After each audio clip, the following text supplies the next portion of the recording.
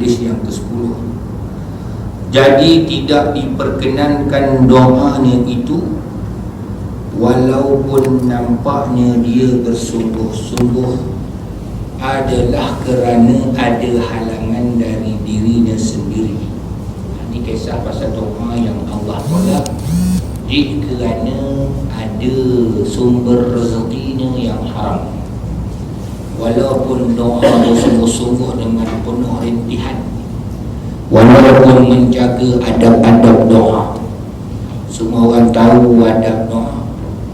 Mulanya dengan bismillah, alhamdulillah, dengan salawat ke atas Nabi, memuji Allah, menyebut nama-namanya, dan berakhir dengan selawat dan salam ke atas Nabi dengan keadaan penuh rintihan, mengharap intihal, tadarruk. Itu semua istilah-istilah Arab lah. Tapi kalau ada benda tak betul dia buat, maka doa dengan Allah tolak. Benda yang tak betul itu ialah wa malbasuhu haramun wa ma'kaluhu aw mat'amuhu min haram fa anna yustajab lah. Sebab pakaiannya dari sumber rezeki yang haram, makan minumnya daripada sumber rezeki yang haram, ataupun makanannya daripada ain yang haram, minumannya daripada ain yang haram. Memang sumber itu haram. Bukan sumber haram, memang makanan itu haram, dia sumber lain. Sumber duit tu dapat dari hasil haram, kemudian dibeli makanan itu haram, minuman itu haram, pakaian itu haram. Ada pun makan benda haram lain pula, itu memang dah haram. Minuman tu memang sudah haram. Jadi kalau gitu dipanggil haram jadah. Haram sungguh lah kot. Ya. Jadi macam mana Allah mahu memakbulkan doa? Kiranya tidak ada halangan ini, maka besarlah kemungkinan akan diterima doanya. Kalau tak ada alasan-alasan itu, tak ada sebab-sebab dan punca-punca itu, insya-Allah Allah akan terima doa. Allah Akbar. Rezeki ini main peranan. Makan, minum, pakai jadi peranan pada kita. Apakah doa kita ni Allah terima ataupun Allah tolak, tu yang berat. Bukan senang supaya Allah terima kan doa-doa kita. Menurut riwayat pernah dikatakan orang kepada Sa'ad bin Waqqas bahawa di antara sahabat Rasulullah SAW, dialah satu-satunya orang yang diperkenankan permintaan doa. Orang yang diperkenankan doanya siapa dia? Sayyidina Sa'ad bin Abi Waqqas, ya. Oleh ini diterangkan dengan tegas bahawa aku tidak pernah mengangkat ke mulutku sesuatu makanan, melainkan aku tahu dari mana datangnya dan dari mana pula keluarnya. Subhanallah. Dia nak makan, dia pastikan halal ke haram. Dia tidak boleh guna kaedah membujur lalu melintang sapu. Membujur lalu melintang sapu, makan minum apa yang ku lalu. Tu. Jadi panduan bagaimana orang beriman ni berlindung dari mengambil hartanya ataupun harta yang haram lah. Bagaimana orang beriman ni nak berlindung diri daripada mengambil harta yang haram, kerana dia tak tahu Tuhan yang mempunyai harta haram tersebut. Macam mana nak minta lindung ni? Kita risau yang ada takut kita termakan harta haram. Anas daripada Malik bin Dinar, bukan Anas, Malik bin Dinar radhiyallahu anhu. Aku telah bertanya kepada Atha bin Abi Rabah mengenai orang yang punya harta yang haram kerana tidak mengetahui tuannya dan tidak menyelamatkan diri darinya. Dia kata apa? Aku tidak mengetahui harta tuannya, siapa yang punya harta tersebut, dan tidak menyelamatkan diri dari mengambil harta yang tidak diketahui akan tuannya. kata dia sedekahkan harta itu, tetapi aku tidak menyatakan ia akan diberikan pahala. Kita jumpa betul, tak tahu siapa ni tuan dia. Kalau biasa kita lupa ambil lah kan? Tapi Malik bin Dinar tanya Atha bin Abi Rabah, dia kata kau ambil kau sedekah lagi selamat. Pahala tak pasti Allah bagi tak bagi, tapi yang pentingnya selamatkan harta tu, jangan sampai kita pakai. Sebab pendapat Imam Syafi'i disimpan, jangan disedekahkan sehingga jelas siapa yang berhak mengambilnya. Simpan. Mana tahu kau ada orang masuk lah soal khabar, aku beritahu saya kehilangan harta. Kalau sekian kita pun tahu lokasi dia, maka hendaklah menghubungi saya ataupun WhatsApp ada. Itu kata Imam Syafi'i. Fudail bin Iyad kata dimusnahkan atau campakkan ke laut. Ada kata pula musnahkan, mana bakar lah, ataupun campakkan ke laut. Ibn Rajab pula kata yang sahihnya disedekahkan harta tersebut. Kalau tak akan diambil oleh orang-orang yang zalim. Tujuannya juga Tuhan itu akan dapat pahala ni. Kalau kita sedekahkan harta tu, mudah-mudahan pahala sampai ke Tuhan dia dan tidak akan diambil oleh orang-orang yang jahat. Kalau tanam contohnya, nanti orang tahu, orang pun pergi korek balik ambil harta tu. Ini semua hukum hakam tentang harta yang kita jumpa. Jadi ada macam-macam pendapat lah. Pendapat kita macam mana pula, ambil pakai, ada tak boleh? Ada tak boleh?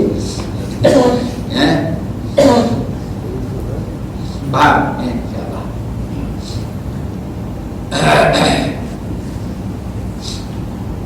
Baik, segala perbuatan haram menghalangi doa.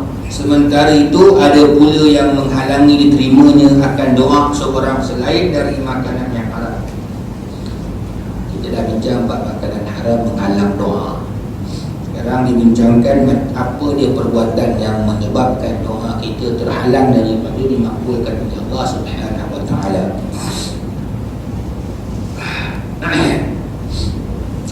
Iaitu segala perbuatan haram atau maksiat dan segala kesalahan kerana meninggalkan segala yang diwajibkan sebagaimana yang disebut dalam sebuah hadis. Buat benda haram ni, masih lagi berzina, masih lagi berjudi, minum arak, macam-macam lagi lah. Masih lagi mengutip cukai cara haram.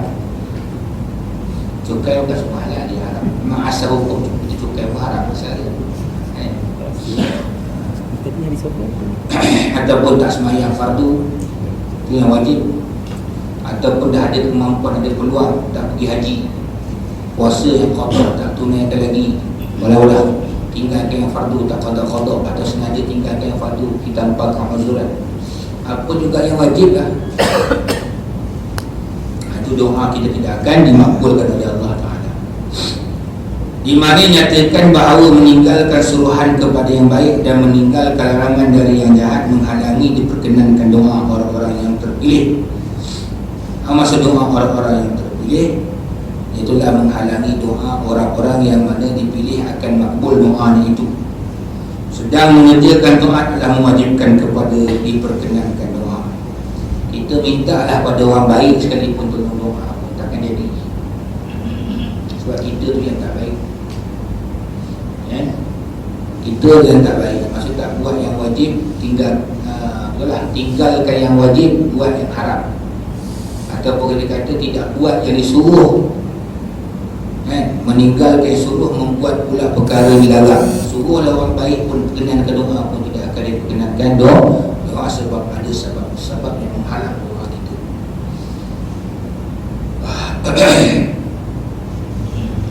Pada suatu masa Nabi Musa AS melihat seorang lelaki mengangkat dua tangannya kerana berdoa kepada Allah dengan cara yang sungguh-sungguh. Doa sungguh-sungguh ni memang dituntut. Doa bukan sambil lewat. Setengah orang doa makan pun sebut Allahumma barik lana. Betul tu kan. Dia rasa sungguh doa makan. Ya. Doa ni kadang-kadang apa dekat riak dia. Kita jangan doa menunjuk depan orang, doa akan beri belakang orang. Cincai. Doa ni kena sungguh-sungguh. Depan orang, belakang orang nampak sungguh-sungguh. Tidak dengan diri kita diam. Baik. Kemudian itu Nabi Musa sendiri mengadu nasib orang itu kepada Allah. Musa pun bagi tahu Allah Ta'ala tentang orang itu. Doa sungguh-sungguh dengan ujarnya, hai Tuhanku, kata Musa, wahai Tuhanku, hamba engkau ini memohon kepada engkau supaya engkau kasihi akan dia, rahmatikan kami ya Allah, Allah marhamni, ghafur, itu semua. Allahumma inna nas'aluka rahmatan, Allahumma innaka afuun karim tuhibbul afwa fa'fu. Ini semua doa-doa minta rahmat. Kerana engkau Tuhan yang amat mengasihani dari segala yang kasih. Banyak-banyak orang buat kasihnya pun engkau lah yang paling hebat kasih kepada hamba. Apa tidaknya Allah ni hebat kasih dia pada hamba dia. Hamba dia banyak buat dosa, tapi sekali taubat Allah akan ampunkan dosa. Maka apakah yang engkau lakukan pada hajat ni? Apa kesudahan diminta pada kau ya Allah? Allah memberitahu kepadanya, hai Musa, kalau dia mengangkat kedua belah tangannya sehingga putus sekalipun, angkat dua tangan punya lama sampai putus tangan pun, kata dia, aku tak mahu memenuhi hajat sehingga dia sendiri memenuhi hak aku. Hak aku maknanya apa yang aku suruh buat, apa yang aku suruh tinggalkan. Itulah dia. Kadang-kadang kenapa ada doa-doa kita tak dimakbulkan, kena semak diri sendiri. Apa silap kita kadang-kadang. Apa silap? Mungkin kita ada dosa dengan bapak kita, mungkin ada dosa kita dengan bapak kita, mungkin kita pernah menderhaka kepada kedua orang tua kita. Allah tak makbul. Kita pernah herdik tinggikan suara kepada orang tua kita. Setiasa kita menyalah, tak suka, benci dengan dia semua. Ya. Mungkin kita juga tidak berlaku adil kepada isteri-isteri kita, ataupun tidak memberikan hak, tunaikan hak nafkah kepadanya dan kepada anak-anak kita. Ini semua perintah Allah. Atau mungkin juga kita tidak melaksanakan apa yang Allah suruh. Mungkin kita membuat apa yang Allah cegah. Mungkin kita tidak ada amar ma'ruf nahi munkar, yang ada kita amar munkar nahi ma'ruf.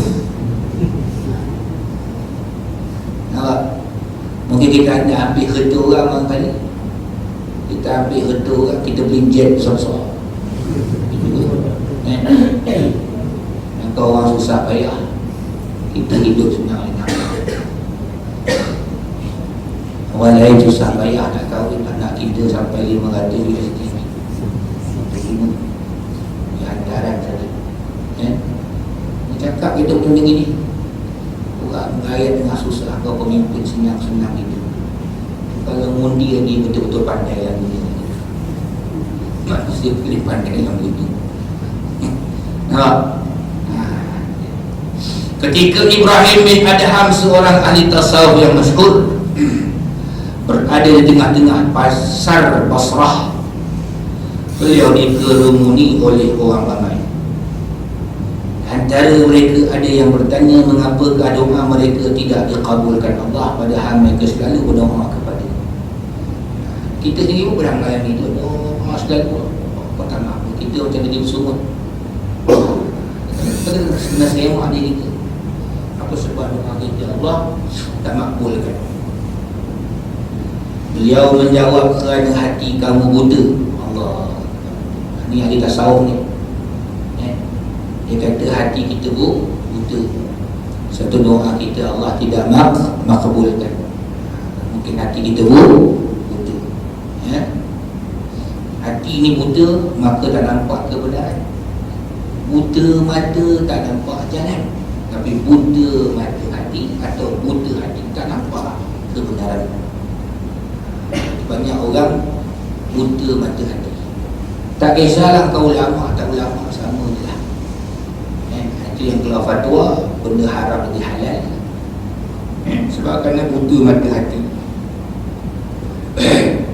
Iaitu kata dia disebabkan 10 perkara. Kamu buta hati kamu sebab kerana 10 perkara. Iaitu pertamanya, kamu kenal Allah tapi kamu tidak tunaikan hak Allah. Suruh kita apa?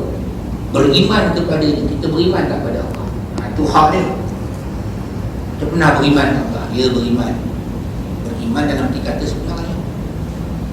Beriman dengan arti kata sebenarnya. Dari iman datangnya rasa kasih. Benar kasih Allah. Antara Allah dengan selain Allah, kita kasih kepada Allah ke kasih selain daripada Allah? Kita kasihkan harta kita lebih daripada Allah, kasihkan pangkat lebih daripada Allah, kasihkan anak isteri lebih daripada Allah. Tak tunaikan hak Allah. Mereka langgar perintah Allah, kita biar ke sana. Dan kita bapa dia, kita suami dia.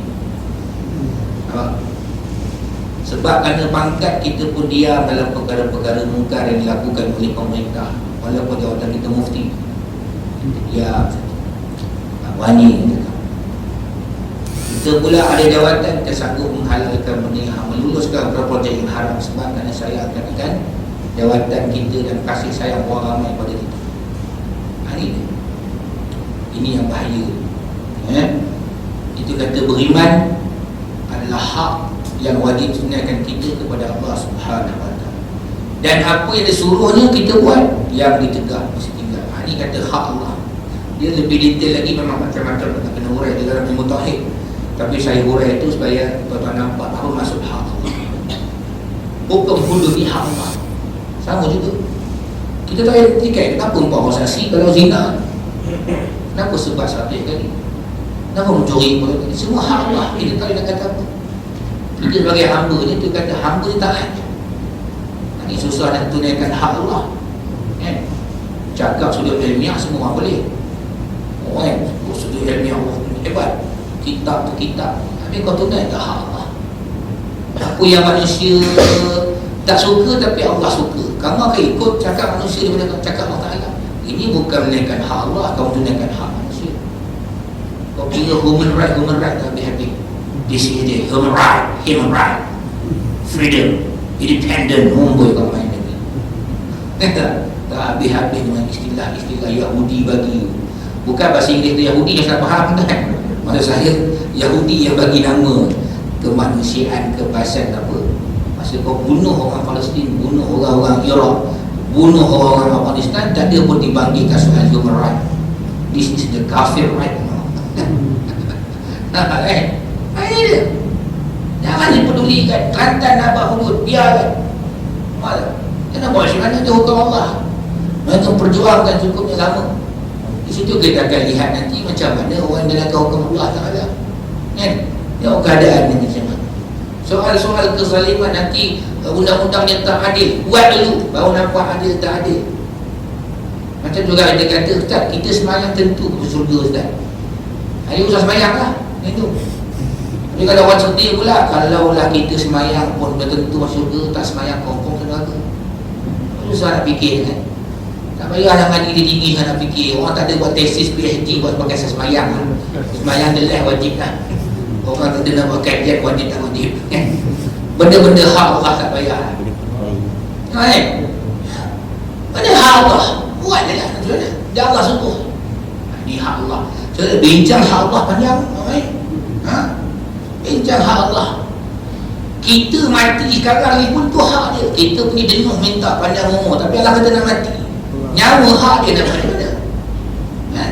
Kalau Allah kata kau mati sekarang, macam mana nak buat? Ambil yang Allah dapat hak kau. Nak buat macam mana? Kau bagi aku, kau pinjam je. Bagi kita mata, pinjam. Dia bagi kita nyawa, pinjam. Bagi tangan, pinjam. Semua pinjam kata. Kita pakai apa semua, rumah, kereta, motor, pinjam. Anak, semua pinjam. Tapi nama pinjam pun amanah. Apa kita tunaikan hak Allah terhadap amanah-amanah itu. Ini sebab doa kita Allah tak kabulkan. Saya nampak semua yang ada kita sayang sangat. Ada duit tak nak keluar zakat, tak nak bagi sedekah. Dan kita rasa hak kita tak akan sentuh hak Allah. Nampak tak? Wa fi amwalikum haqqul lisa'ili, kata Allah. Nampak? Walaupun hak bagi orang yang minta harta kamu, tapi Allah suruh.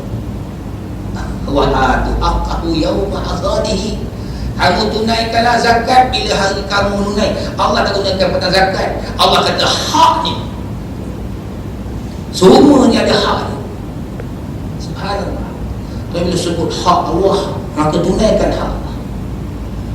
Tahu tak? Kadang-kadang mungkin kita kata, ustaz saya semayang, puasa tak nak tinggal, haji buat, mungkin zakat tak nak bayar. Income tax dia bayar. Zakat tidak. Inilah kita kadang-kadang lupa akan hak Allah. Kedua, kamu sangka bahawa kamu cinta kepada Rasulullah tetapi kamu tinggalkan sunnahnya. Rupa-rupanya nak makbul doa ni sunnah Nabi kita buat, tapi mula dengan sunnah yang wajib. Apa sunnah yang wajib? Sama tadilah macam mana yang Allah suruh sembahyang, fardu. Benda-benda fardu itu semua sunnah Nabi SAW. Nak buat sunnah ni biar kita betul-betul buat sunnah. Jangan sampai sunnah ini punah. Ada satu kisah Syekh Muhammad Al-Ghazali sedang mengajar di Masjid Al-Azhar. Seorang budak muda masuk ke masjid tu. Dia pun bersugi dia. Kan? Sekejap dia hisap sugi tu, dia buat macam rokok letakkan mulut. Syekh tu sampai terganggu konsentrasi dia. Dia kata, wahai anak muda, kenapa kau bersugi sekarang? Ni sunnah lah Syekh. Takkan Syekh tak tahu ni sunnah. Kalau Syekh pun tak tahu ni sunnah, syaitan. Itu riwayat tambahan lah. Dia macam riwayat waktu jala, riwayat tambahan je. Itu saya tambah lah kan. Jadi Syekh tu pun terdiam kejap. Dan saya tanya pula, cabut bulu ketiak sunnah tak? Budak tu kata sunnah. Tapi kau cabut bulu ketiak depan orang ke belakang orang? Terdiam tu pula. Ini sunnah juga kan. Tapi bukan kita cabut depan orang. Takkan tengah-tengah ceramah seluruh baru cabut. Ini mana sunnah. Sufi itu adanya, laula asyuqu ala ummati la amartuhum bis-siwaki inda kulli salah. Kalau tak menyusahkan umatku, aku suruh mereka bersiwak setiap kali nak sembahyang. Bukan setiap kali ada kuliah. Dia balik Mekah pergi ikut Pak Arab. Nak buat teksi, dihisap sepi tu. Poli-poli jaga masjid di haram tu kat pintu. Itu sunnah Saudi. Kalau betul sunnah Nabi, tengok imam-imam besar orang. Istawa tadilu, dia ambilnya Allahu Akbar. Itu pun sunnah. Sebab setiap kali nak semayang ada dua pentafsiran tu. Masa ambil wuduk, satu pentafsiran, satu kata sebelum angkat takbir. Ini tengah-tengah bunyi. Dia tak kena kan. Tapi walau bagaimanapun, cintailah sunnah Nabi. Itu antara orang-orang yang Nabi suka. Bila apa? Sebab apa buat sunnah Nabi je? Allah suka. Sebab Allah sayangkan Nabi. In kuntum tuhibbunallaha fattabi'uni yuhibbukumullah. Siapa sayangkan Allah, ikut sunnah Nabi, buat sunnah Nabi, Allah sayangkan dia, Allah ampunkan dosa dia. Orang yang Allah sayang, doa lah, Allah ampunkan doa. Ini dia. Ya. Siapa yang simpan janggut sebab ikut sunnah, alhamdulillah. Siapa yang pakai serban jubah sebab ikut sunnah, alhamdulillah. Siapa yang kahwin lebih pada satu ikut sunnah, alhamdulillah. Itu yang borak sikit, muslimat kata tu borak sikit. Itu yang borak. Yang bujang-bujang, siapa yang kahwin, insya-Allah ikut sunnah, Nabi sayang, insya-Allah. Itu yang bujang, alhamdulillah. Tuan-tuan pun bujang juga, 3 sin dah, insya-Allah. Bujang 3 sin. Tuan-tuan, ini semua sunnah. Apa je sunnah Nabi yang kita buat, insya-Allah. Ada tak orang kata, Ustaz, poligami ni bukan sunnah, Ustaz. Takut orang kafir ni fitnah kita ni. Baiklah, dia pun balik rumah. Isteri pun kata, bang, tolonglah basuh pinggan. Kan Nabi pun tolong isteri buat kerja rumah. Pun bukan sunnah juga. Nanti orang kafir kata, tengok Islam suruh kuli dengan suami, diam tu isteri. Tak kira. Ini macam kan, pandangan ulama kata. Kenapa kata kita ke ulama tu ulama kata. Tapi ingat seluruh perbuatan Nabi SAW, kalau kita tiru, kita anggap Nabi tu baik, apa dia buat baik saja adalah pahala, insya-Allah. Nampak insya-Allah. Jadi kita buatlah apa yang Nabi suka. Nampak? Banyakkan bertahajud, banyakkan beristighfar, banyakkan berzikir, banyakkan baca Quran. Ini dia. Jadi jangan tinggalkan sunnah Rasulullah sallallahu alaihi wasallam. Tapi jangan kita buat pula sunnah yang sunat tinggalkan yang wajib. Tak boleh. Yang dahulu yang wajib tu baru yang diikuti dengan yang sunat. Yang ketiga, kamu telah baca Quran tapi kamu tidak beramal dengannya. Allah sedih tuan. Quran suruh tutup aurat kita. Ni tutup urat saja. Aurat tak tutup. Tutup urat saja. Hari yang sedih. Banyak orang suka cerita pasal Quran, tapi yang dalam televisyen yang baca Quran tu pun dilupa. Wala takhda'na bil qawli fayatma'a alladhi fi qalbihi marad. Hai orang perempuan, jaga-jaga suara engkau. Nanti tak adalah orang-orang jahat mendengar suara engkau lalu terpukul dia. Tapi yang baca Quran, yang berzikir Al-Quran dalam televisyen, perempuan juga. Ya Rahman ya Rahim, joget. Ya, wala dengan make up lagi. Kau terang saya kata tegur. Tapi mana ulama? Tak tegur ulama.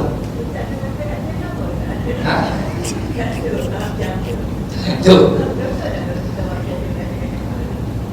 Berdosa kita mengumpat dia. Dia takut risau. Kalau mengumpat ni maknanya gini. Mengumpat ni kita mengatakan sesuatu, kalau dia dengar dia tak suka kan. Dia pun tak suka tapi dia suruh buat. Kan? Dia buat dengan rela hati, dia bukan dipaksa. Ada arti yang tak pistol aku mesti joget. Tak ada kan. Dengan rela hati tu. Betul. Ini ada fitnah, saya tak tahu macam mana ulama ni khilaf dah habis-habis. Dah, kadang-kadang kalau kita sembang budak-budak yang orang kata yang tak minat agama kan. Alah ustaz ceramah, ustaz kata suruh buka orang. Itu ustazah tu elok je qariah, pandai taranum nyanyi. Boleh pula? Tak boleh. Kalau tak boleh baik suruh dia buka tutup menyanyi pegang kita. Betul je kan dia anggap itu tau. Tak ada beza kata dia. Yang beza ni budak perempuan yang ni tak pakai tudung, pakai sesi, yang ni pakai tudung. Sama je. Dia keliru tau. Padahal agama tak keliru. Yang keliru ahli ulama ni meniru kat agama. Tak tahu lah, ini pandangan saya lah. Orang mungkin agak konservatif kan.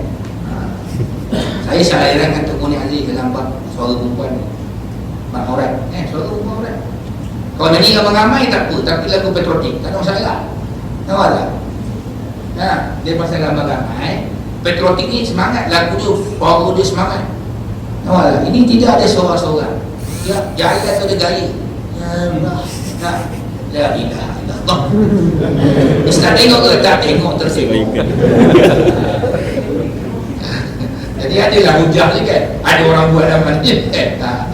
Ini macam mana? Ya. Kita buka macam ni. Pasal orang tengok harus kita tak tahu. Jadi ini masalah. Macam mana agak-agak ni? Dia baca Quran larang benda tu tapi dia buat. Kan? Banyak lagi lah perkara lain kan mana? Itulah kadang-kadang bila kita baca kisah pasal kitab ulumul Quran tu, tentang ilmu Quran, menarik baca tau. Lepas ada orang timbulkan sahabat ni tak banyak hafiz Quran saja. Sahabat ni tak banyak hafiz Quran. Ada yang hafiz ni tak ramai. Sekarang mereka takut apa Quran 10 ayat dia dibaca dulu, kalau tak dapat diamalkan menangis. Baik Sayyidina Abu Bakar, Sayyidina Umar, Sayyidina Uthman, Sayyidina Ali, semua para sahabat ni bukan dia tak boleh hafal, boleh hafal. Tapi bila baca letak, masa dia takut tak boleh hafal. Saya bagi orang dulu, kata Ibn Mas'ud, orang dulu ni dia mendahulukan amal daripada menghafal. Kita hafal yang penting. Kita pun tak boleh dengan halang orang hafal Quran. Bagus dia hafal Quran kan daripada hafal lagu. Tapi masalah sahabat maknanya menghafaz Quran dengan mengamalkannya sekali. Ini kan ada orang kita tak dimakbulkan oleh Allah. Allah haramkan riba, kita halalkan riba. Nampak? Allah suruh potong tangan orang mencuri, kita penjarakan saja. Jangan Allah nak makhluk orang itu. Dan Allah nak makhluk. Quran kita baca, tapi tidak mengamalkan hukum Al-Quran. Nampak? Macam orang perempuan, Allah kata yudnina alaihinna min jalabibihinna, pakaian mereka mesti longgar, tudung mereka mesti menutupi dada mereka, wa yadribna bi khumurihinna ala juyubihinna. Tapi yang di Quran kata, yang di Quran tu pakai tudung dilipat sini. Nampak? Nampak kan? Tak labuh pun tudung dia, nampak aurat dia. Macam mana? Ada susah. Termasuklah penasihat kehormat satu pondok utara tu. Macam mana kau ni penasihat kehormat? Budak pondok ni pakai lagi hebat pada kau, wahai doktor yang settle, doktor PhD dalam Quran Sunnah. Malah, saya bukan nak kata orang, tidak. Saya kata diri saya sendiri, beringatkan diri saya untuk keluarga saya sendiri. Semua orang bangga PhD Quran Sunnah, tapi pakai handphone tak ikut Quran, tak ikut Sunnah. Ada pula sibuk bicarakan, ini bidah, ini bidah. Tengok makeup tebal, ini kampung berdoa. Jangan dibicarakan benda-benda gini kalau dia sendiri masih lagi tak tunaikan hak Allah tadi, yang mencintai sunnah Rasulullah dan mengamal, membaca Quran dan juga mengamal. Susah. Baik. Yang keempat, kamu telah makan nikmat-nikmat Allah tetapi kamu tidak tunaikan syukurnya. Pertama, syukur ni bila kita makan dia, syukurnya alhamdulillah. Keduanya, syukurnya ialah yang kurang tenaga, jom pergi masjid semayang jemaah. Itu syukur nikmat Allah. Ada orang makan dengan badan yang kuat, sihat, pilih pula makanan yang mempunyai nutrisi yang terbaik, badan sihat ni, tapi semayang tak, berarti tidak mensyukuri nikmat Allah. Tapi dia rajin pula buat doa kesyukuran. Doa kesyukuran kecil. Itu yang heran orang. Ada kata ni pun kira kesyukuran juga. Allah bagi kita harta banyak, kita sedekahkan, itu kesyukuran. Ulama tasawuf membincangkan syukur dan 3 benda. Pertama, syukur di hati. Kalau kita dapat apa, kita rasa besar hati, berbesar hati sebab Allah beri nikmat ni. Itu dia. Nampak? Lalu lidah kita berucap alhamdulillah. Nampak tak? Lalu anggota badan kita pun tunaikan hak Allah. Jom kita pergi semayang jemaah daripada dengar kuliah, tengah-tengah sihat ni. Nampak? Bila sakit terbaring baru teringat, kenapa aku sihat pergi masjid? Kenapa sekarang sakit baru aku teringat masjid? Masa kita baru suruh anak kita pergi masjid, suruh orang masjid buat sembahyang hajat. Dan doa kita yang sakit terlantar. Kau tanyalah imam tu berapa cahnya? Dia tanya imam berapa cah. Nampak kan? Hari ni ada tu kisah, kata orang cerita saya sendiri lah. Dia pun kena ke imam ke tak tahu, tak sama dia berniat, kita berniat Allah malam. Bagus juga dia minta imam datang dengan jemaah. Orang ni bagus, imam kata cakapnya bagus, cakap apa semua orang salah jaga dia betul. Imam ni balik-balik buka sampul RM1 dia. Saya kata dia rabun pun imam, dia ingat 100 juga. Imam kata aku tak kisah tapi janganlah kena aku sampai taraf itu. Nampak tak? Ini nampak tak? Imam tu kata dia tak kisah tapi jangan kena dia sampai tarafnya gitu. Tak tahulah mungkin Allah kabulkan mata dia ke kan? Mata orang cakap pandai. Jangan kita memperkenakan imam. Dia kadang-kadang semua itu tuan, dia kata with money you can do everything. Suruh imam baca doa panjang untuk dia sihat. Ia semua perangai-perangai syaitan. Tak mahu cakap lah, tak mahu cakap, saya telah cakap dengan syaitan. Jangan kita diharapkan doa orang, kita sendiri tak buat betul-betul. Allah bagi nikmat kita, sihat walafiat. Ada tu tempat tu tuan, rumah sebelah surau. Ni kisah betul ni. Dah tua-tua, pangkat datuk, seluar pendek, duduk atas beranda, orang keliling. Orang lalu depan rumah lagi masjid sebelah tu. Ke masjid dah surau sampai mati, tak pergi surau bayar. Tapi orang surau tengok tuan, tak pernah berkira mengenalkan anak dia pula rajin ke masjid. Ini ke surau kan, muncul anak dia wakil. Kan, itulah penting juga ada anak. Tapi janganlah kita hantar anak saja kan, kita sekali lah pergi. Ini ada kita menung tak, kena ingat kan, kita menunaikan kesyukuran kita kepada Allah sebenarnya. Kenapa dia tengok kalau kita pergi umrah lah tu ramai orang, kita fikir kenapa itu dia menunjukkan kesyukuran dia, duit ada. Kalau tanya orang, Allah hai, makcik datang dengan siapa? Isteri bawa anak-anak. Allah hai, mudah-mudahan Allah murahkan rezeki. Ini dia ada ustaz duit daripada pergi melancong, habis-habis baik kita pergi sini dapat pahala. Dia menunjukkan kesyukuran dia kepada Allah Subhanahu. Nampak? Padahal nak pergi Bali boleh, Jakarta boleh kan? Pergi mana? Korea lagi bangga. Kau balik mana? Korea you, Korea. Tapi tak, dia lagi bangga balik daripada umrah. Saya tu jiran Cina tau, tapi tu dia dah pindah mungkin penyewa juga.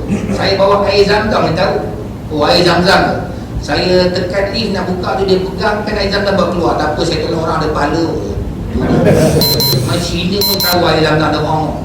Bagi angkat dia jadi. Saya ingat lagi lepas sekarang, dia tak lupa kan. Dia pun tahu kita balik umrah bawa air zam-zam. Dia tolong angkat je. Nampak tak? Pasal beg kita lagi air zam-zam dia. Mungkin ada tumpang-pang air zam-zam. Subhanallah. Orang bukan Islam pun tahu dia. Orang balik. Kan ada orang hantar Facebook kan, gambar kan. Kan dia punya bibi dia punya majikan Hindu. Dia minta orang hantar rumah, bacakan doa selamat untuk bibi dia pergi umrah. Dia sponsor bibi dia pergi umrah. Bayangkan. Padahal dia Hindu. Padahal kalau dia bayar banyak mana sekalipun tetap Allah kata pahala tu. Tapi tetap dia buat kebaikan. Ada orang tanya, ustaz, apakah hukum ustaz? Hukumnya harus, masalahnya dan orang Islam tak dapat doa selamat. Orang Hindu lah buat kan. Betul? Dan orang Islam tak dapat buat, orang Hindu lah buat. Itu sudah cerita dia. Baik. Kemudian yang kelima, kamu telah berkata bahawa syaitan itu musuh kamu, tetapi kamu tidak menentangnya. Kita tahu syaitan itu musuh kita. A'udzubillahi minasyaitonirrajim. Tapi kita menentang syaitan tak? Rumah kita apa yang kita ada tengok? Suara-suara syaitan, muzik debu-debang, tak kira maghrib tak maghrib, tak kira waktu ada syaitan tu. Nampak? Kita punya rumah tu apa yang kita letak? Gambar-gambar bedah aurat sama. Tu kadang-kadang kan, kenapa kita punya rumah dimasuki syaitan? Sebab gambar-gambar tu ada. Gambar macam mana? Gambar bedah aurat. Zaman dulu kita kahwin potong kek tu, isteri kita nak pakai tutup aurat gambar tu kita suruh pakai dia. Dan kita tak puas, tak sayang saat ni kenang-kenangan betul. Sebab itulah syaitan tu. Tak, kita menentang syaitan ke tidak? Benda-benda kesaitanan kena buang, kena hindar.